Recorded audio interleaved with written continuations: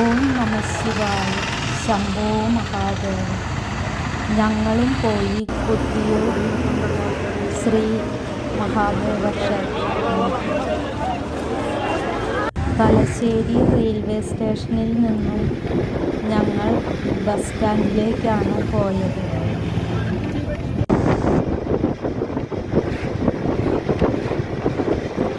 ഒന്നും രണ്ടും ബസ് ഫുള്ളായിരുന്നു. മൂന്നാമത്തെ ബസ്സിലാണ് ഇരിക്കാൻ സ്ഥലം കിട്ടിയത്. പോകുന്ന വഴി വനപ്രദേശങ്ങളും നല്ല പച്ചപ്പും മരങ്ങളും മലകളും കണ്ട് കൊട്ടിയൂരെത്തി.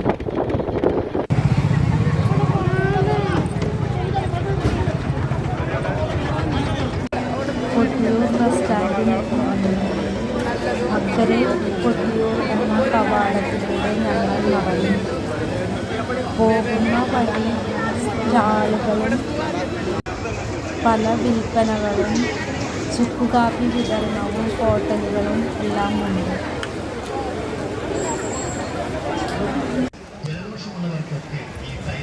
ഇതാണ് ബാവലിപ്പുഴ.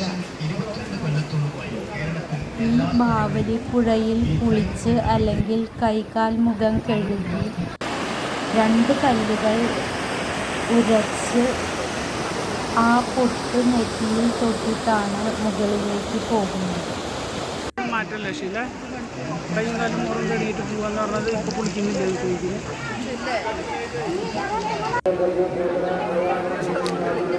ഇവിടെ ചെരുപ്പും ബാഗും സൂക്ഷിക്കാൻ പല സ്ഥലങ്ങളുമുണ്ട്. ഇനി അങ്ങോട്ട് ക്യൂവിൽ നിൽക്കണം. വളരെ ഭംഗിയും പ്രകൃതി സൗന്ദര്യവുമാണ് ഇവിടെ. ഞങ്ങൾ 2 മണിക്കൂർ ക്യൂവിൽ നിൽക്കേണ്ടി വന്നു.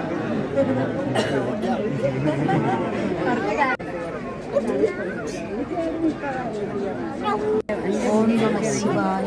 ഓം നമ ശിവായ. ഇപ്പോൾ ക്യൂ വിട്ടു ഞങ്ങൾ പോവുകയാണ്.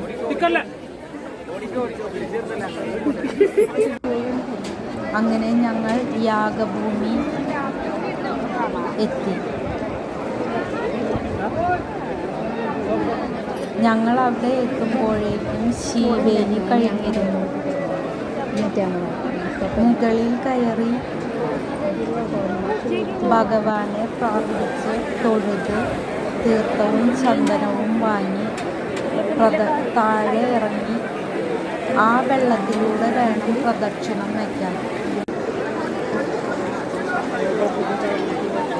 ഇതാ കാണുന്ന എല്ലാ ഭക്തജനങ്ങളും ആ വെള്ളത്തിലൂടെ പ്രദക്ഷിണം വയ്ക്കുകയാണ്.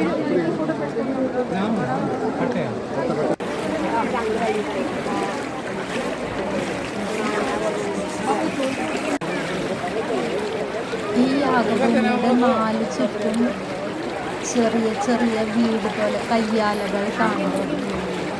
അത് ക്ഷേത്രം തന്ത്രിയുടെയും കാര്യക്കാരുടെയും കയ്യാലകളാണ്. പിന്നെ അതിനോട് ചേർന്ന് തന്നെ അന്നദാനത്തിൻ്റെ കയ്യാലമുണ്ട്.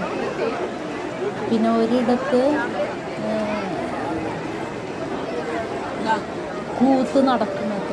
അത് രാത്രിയാണ് കൂത്ത് ഉണ്ടാവുക.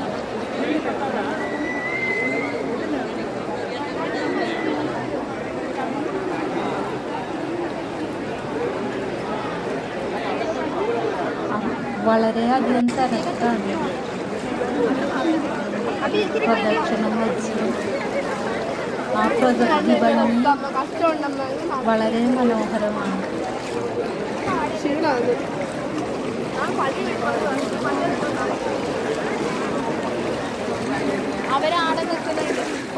അവിടെ നിന്ന് ഞങ്ങൾ പ്രസാദം കഴിച്ചു.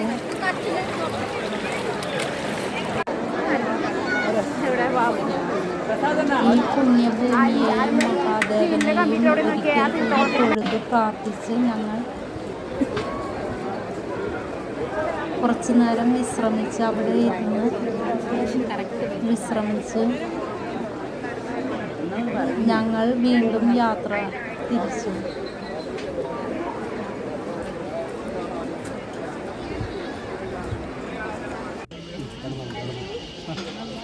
വീണ്ടും ഞങ്ങൾ ഇക്കര റോഡിന് ഇപ്പുറത്തായിട്ട് ഇക്കര കൊട്ടിയൂർ എത്തി. ഇതാണ് ഇക്കര കൊട്ടിയൂർ ക്ഷേത്രം. അവിടെ പോകുന്നതിന് മുമ്പ് നാഗങ്ങളെ തൊഴുതിട്ട് വേണം. ഇക്കര കൊട്ടിയൂർ ക്ഷേത്രമാണ് ഈ കാണുന്നത്.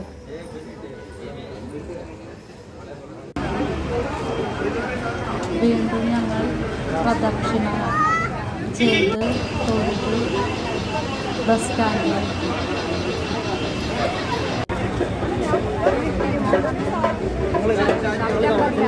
ഓടപ്പൂക്കട പ്രസാദവും ഓടപ്പൂവും വാങ്ങി ഞങ്ങൾ യാത്ര തിരിച്ചു.